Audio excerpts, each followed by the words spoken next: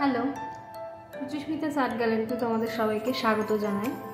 আজকে তোমাদের সাথে ব্লাউজের একটা নতুন ডিজাইন শেয়ার করব, তার সাথে সাথে শেয়ার করব একটা নতুন আইডিয়া, কিভাবে তোমরা নতুন ডিজাইন তৈরি করবে বা ডিজাইন যখন ভাববে তখন সেটাকে কিভাবে স্টেপ বাই স্টেপ অ্যাক্সেস করলে ব্যাপারটা আরও সুন্দর দাঁড়াতে পারে বা হতে পারে, সে সম্বন্ধে কিছু কথা তোমাদের সাথে আজকে আমি এই ভিডিওতে শেয়ার করব।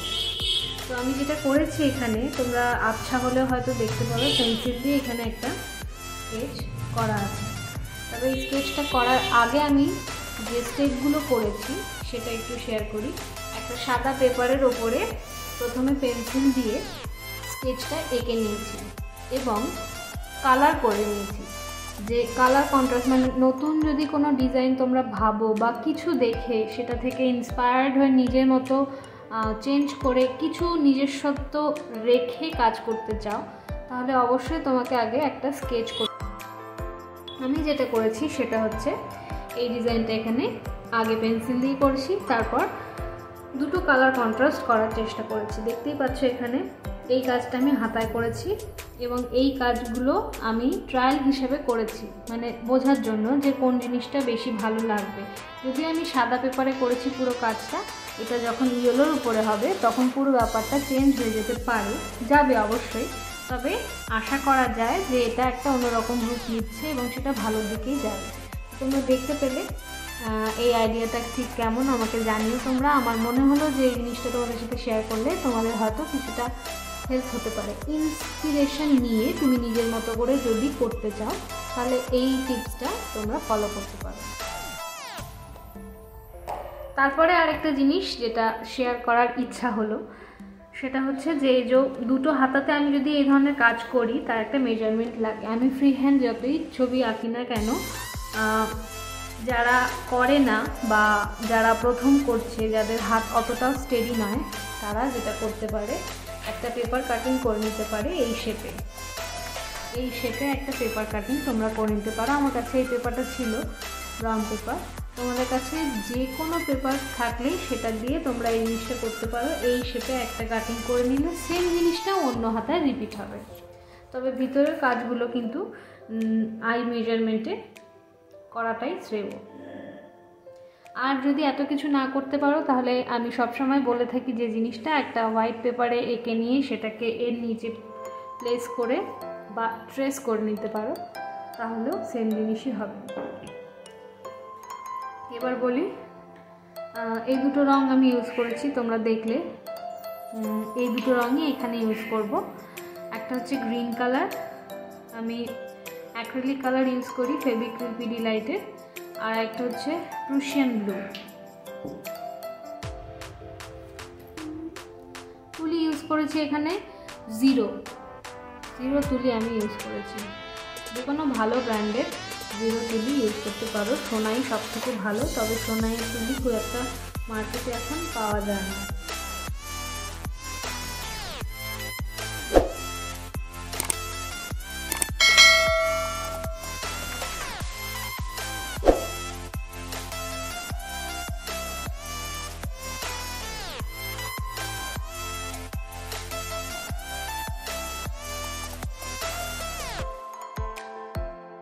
যারা একেবারেই নতুন আমার চ্যানেলে, এবার তাদের জন্য কিছু কথা বলি। আমার চ্যানেলটি প্রধানত ফেব্রিক পেন্টিংয়ের উপরে বেস করে কিছু কাজ আমি শেখানোর চেষ্টা করি। মেনলি তোমরা ব্লাউজ পেন্টিংয়ের উপরে অনেক ভিডিও পাবে, নানান রকম ডিজাইন এবং কিভাবে ডিজাইন তৈরি করতে পারো। তাছাড়া আছে বাচ্চাদের জন্য, একদম যারা শুধু বাচ্চা নয়, যারা শুরু করতে চাইছো ছবি আঁকা, তাদের জন্য বেসিক থেকে একটা কোর্স মতো করার আমি চেষ্টা করেছি। তাই আমি সবসময় রিকোয়েস্ট করি, যদি তোমরা এই ধরনের কাজ শুরু করতে চাও তাহলে আমার চ্যানেলের প্লে লিস্টে গিয়ে বেসিক কোর্স বা বেসিক পেন্টিংয়ের যে প্লে লিস্টে আলাদা ফোল্ডার আছে সেগুলো যদি পরপর দেখো তাহলে স্টেপ বাই স্টেপ তোমরা কাজগুলো শিখতে পারবে। আজকে যে ছবিটা তোমরা দেখছো আমি আঁকছি, সেটা কিন্তু কখনোই একদিনে করে ওঠা সম্ভব হয়নি। ফ্রি হ্যান্ড পেন্টিং শেখার জন্য বেসিক জিনিসগুলো জানা বা শেখা ভীষণ প্রয়োজন। সেই জন্য স্টেপ বাই স্টেপ তোমরা যদি ফলো করো, মিরাক্কেল কিছু হয় না। মানে হঠাৎ করে ম্যাজিকের মতো তুড়ি মারলাম আর ছবি আঁকা হয়ে গেল, এমনটা তো হয় না। তাই অভ্যাস করতে হবে, আমাদের প্র্যাকটিস করতে হবে। তোমরা যত প্র্যাকটিস করবে তোমাদের হাত তত স্টেডি হবে এবং যেমন খুশি ছবি কিন্তু তোমরা করতেই পারবে। তাই নিজের ইচ্ছা মতো ছবি আঁকা শিখতে চাইলে আমার চ্যানেলটি সাবস্ক্রাইব করে পাশে থাকা বেল আইকনটি ক্লিক করে রাখতে হবে, যাতে পরবর্তীতে তোমাদের হেল্পফুল কোনো ভিডিও আমি যখনই ছাড়বো তোমাদের কাছে প্রথমেই নোটিফিকেশান পৌঁছে যাবে।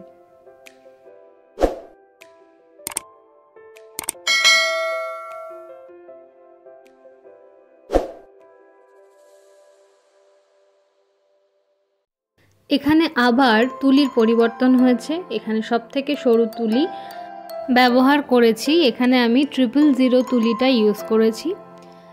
সূক্ষ্ম কাজ করার জন্য যেটা লাগে সেটা হচ্ছে রাউন্ড ব্রাশ, এছাড়াও তোমরা মার্কেটে ফ্ল্যাট ব্রাশ পেয়ে যাবে। কাজ কীরকম হচ্ছে, ছবি তুমি কেমন সিলেকশন করেছো তার উপরে কিন্তু অনেকটা নির্ভর করে যে তুলি কেমন হবে। এ নিয়েও পরবর্তীতে কোনো এক ভিডিওতে আমি অবশ্যই আলোচনা করে দেওয়ার চেষ্টা করব। তোমাদের কাছে রিকোয়েস্ট রইল, তোমাদের কি ধরনের ছবি আঁকা দেখতে তোমরা পছন্দ করছো সেটা আমাকে কমেন্ট বক্সে অবশ্যই জানাবে। তোমাদের এক একটা কমেন্ট আমার প্রত্যেকটা কাজকে আরও করার জন্য এগিয়ে নিয়ে যায়। আমার ইচ্ছা হয় যে আরও আমি অনেক ভিডিও করে তোমাদের সাহায্য করি। তাই তোমাদের কমেন্ট, তোমাদের এক একটা লাইক, শেয়ার এগুলো আমার কাছে অনেক বেশি মূল্যবান। ভিডিওর শুরুতে তোমাদের সাথে আমি যে আইডিয়াটা শেয়ার করেছিলাম, এখানে ঠিক তার প্রতিফলন তোমরা দেখতে পাচ্ছ। ছোট্ট করে আবার দেখানোর চেষ্টাও করেছিলাম, হয়তো স্কিপ করে গেছো।